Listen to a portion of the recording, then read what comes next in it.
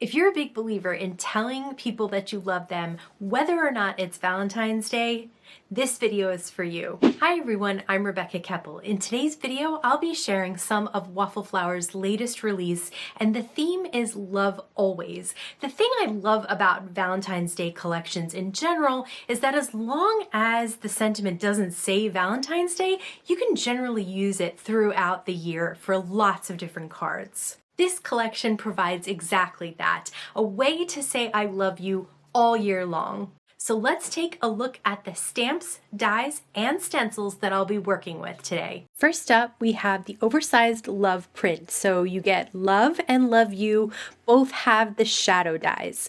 Next is the Quilted Hearts texture die. You can see that it embosses stitched lines for the large and small hearts, cuts out the rectangle of an A2 card, and cuts out 3 little dots above the small hearts. This is a great panel die for subtle texture background. Or you can use the Quilted Hearts Coloring Stencil Duo in order to color it in. You can use these stencils on their own or with the panel dies and combine them together to create 2 different sized hearts that are stenciled and inked, or you can stencil over that panel die once you cut it out. You can see that this one stencil covers the large hearts and this one covers the small hearts. Next up is the puzzle die. It cuts out 9 puzzle pieces that all fit together perfectly. The puzzle sentiment stamp set has great, amazing sentiments like love you to pieces, you complete me to my other half, and finally, we have the outline hearts die. Now this cuts out an outline of all of these hearts, but then of course it cuts out the centers too. So you kind of get 2 for 1 here, and you can do a really fun die cut inlay technique. Now that you've seen the new Waffle Flower supplies, let's make a few cards so you can see these products in action. We're going to start with the Quilted Hearts texture die. I'm putting it on half of an 8.5 by 11 piece of cardstock so I can cut out the whole panel. And I'm going to use some pixie tape to hold the stencil number 1, the large hearts, in place behind that, and then I'm going to tuck the corner into the corner of the stencil mat, the Waffle Flower stencil mat. I also have the square ink pad holder here to hold my Distress Oxide in place while I do my ink blending, and I'm using a Waffle Flower blender brush. And this is the larger size brush because I am going to be covering the entire stencil with one color of ink. I'm working with Kitsch Flamingo Distress Oxide ink right now. So when you pull that off, you can see that it perfectly covers up the large stitched hearts. Now I'm going to place the other stencil with the smaller hearts on that piece of cardstock that we've already inked, and it's going to allow me to color in the smaller hearts. Again, I'm using the corner of the stencil mat to hold the stencil in place, and I'm using my ink pad holder to hold my Salvaged Patina Distress Oxide in place, and I'm using a Waffle Flower blending brush because I am covering the entire stencil, so I'm not going to use a small brush. And check that out. It's such an easy way to color in this background with 2 different colors of ink. Now I'm going to grab a piece of mirror or foiled cardstock from the vintage pastel cardstock from Memory Box. Now, normally I would definitely die cut out something from the middle of that piece, but I want to see the color peeking through all of those little dots, and I don't want anything cut out. So I am going to place it on an A2 piece of that mirror cardstock. Then I cut out the Love You die out of some mirror cardstock, and I'm going to place it on a piece of white cardstock that I cut the shadow out of. And I'm using a tape runner to adhere those letters down to the shadow because the letters are so big, that's why it's called the bold print, that you can really just use tape runner. Of course, you can use liquid glue if you prefer. I'm inking up just the bottom of this sentiment that says 2 pieces and then popping it up on some foam tape, and I'll show you the rest of those sentiments later when we work with them.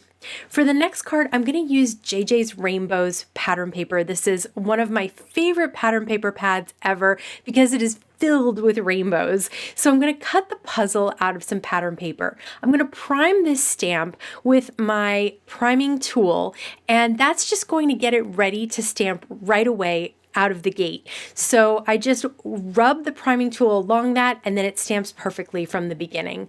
Now I'm going to use some 3D foam dots from Thermoweb. These are actually foam squares, not dots, and I'm going to pop up each of these puzzle pieces. I chose 4 out of the 9 of different colors out of that rainbow that I had cut out of, and I'm just placing them kind of at different angles because the sentiment says love you to pieces. So I didn't want the whole puzzle, I just wanted pieces of the puzzle.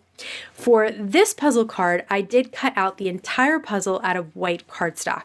And now I'm using some waffle flower shader brushes because I don't need a big brush for each of these puzzle pieces. So I'm using the size 1 of the shader brushes. That's kind of the rounder shader brush.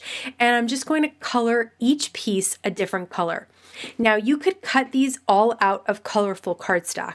What I like about the ink blending is it gives it a little bit of shading and dimension and interest to each piece. So it's not completely opaque. Each piece, there's little bits of white showing through, darker bits of green, lighter bits of green, and it just gives kind of a more organic feel to those colors. I did double up on the red, so it's going to be in the upper left-hand corner and lower right-hand corner. I did cut out another texture heart background die there, and I put it on some white cardstock. So it's just a white on white background. It's just a subtle look. As I mentioned before, you can have a subtle look or you can color it in and have it really bright and colorful. I thought the subtle look was perfect for these bright, colorful pieces from the puzzle. So I've just laid down that middle bottom piece first and then put the rest of the puzzle together. And you can see there, it just looks so cute all put together with different colors. And then I stamped the sentiment, "You complete me," and I'm going to cut that down into a sentiment strip using my Tim Holtz trimmer. And I'm gonna pop that up on some foam tape, and I'm gonna place that right at the top where there is some white left over. And I really like all the color down at the bottom and then that white on white background with the white and black sentiment. I'm going to use another sheet of the Memory Box Vintage Pastel Mirror Pad, and it's a gold sheet. So I'm going to cut the outline heart die out of gold and out of white. And then the pieces that I popped out of the white outline, I am going to use some shader brushes to color them in. This time I'm going with some lighter colors. I do have Kitsch Flamingo again, but I have Saltwater Taffy, Squeezed Lemonade, and this time I'm going to use Cracked Pistachio as a lighter green rather than the Mowed Lawn that I used in the brighter colors for the puzzle pieces. I'm also using a different shader brush for this because these hearts are a little bit larger, some of them. I am using the size 2 of the shader brushes, and those are the flat brushes, so you can just kind of paint the ink right on the heart there. And I am working on my Stencil Mat because all of this Distress Oxide will just wipe right off with water when I'm done.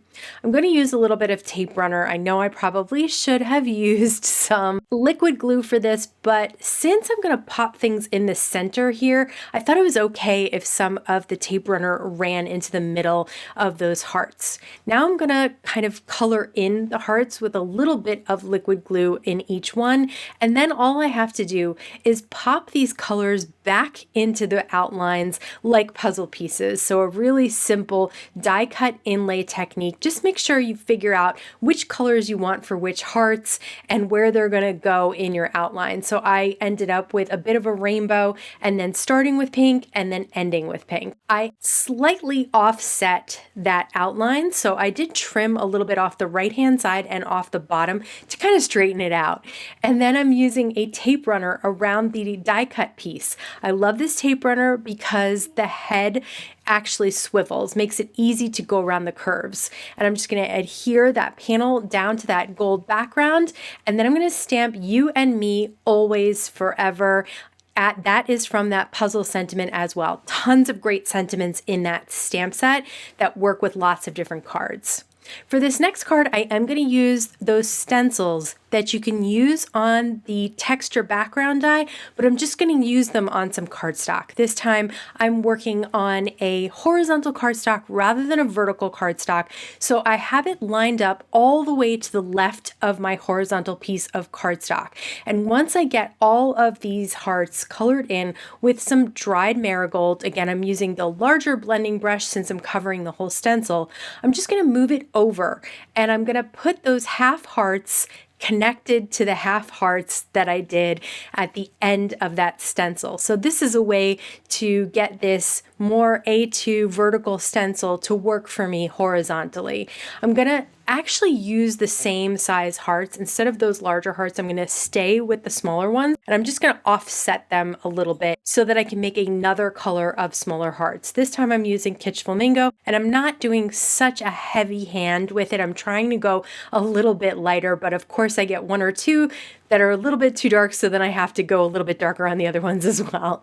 And again, I'm going to move it over and finish off the pattern. I had cut Love out of this mirror cardstock, so I'm going to use it as my background. I'm going to put tape runner all around the part that is die cut out. And the reason that I can do this is because I'm going to place all of this on a card base anyway, so that cut out piece in the back is going to get covered up. All right, so then here's the Love. This is the shadow of Love. And for the letters, I'm going to pop up the letters this time. So instead of having them flat to that mirror cardstock, I'm just using some foam tape. Again, these letters are nice and big and chunky, so you can put foam tape on each of the letters without a problem, and it's not too difficult. I use some black VersaFine ink to stamp blah blah I love you, and then some of those gold hearts that I'd cut from the outline I added as embellishments. I don't know about you, but I adore hearts. I had so much fun with this collection, but I'd love to hear if there was a supply that is your favorite today. Let me know in the comments below. If you want to see more about those waffle flower ink pad holders, I'm going to link to that video over here. As always, I want to thank you so much for stopping by and spending time with me today. Please stay safe, stay healthy, and I'll see you again soon. And I love creating love-themed cards, but I'd love to hear... That's too much love. Pretty fast. Even though there was a lot of love. I think we did it.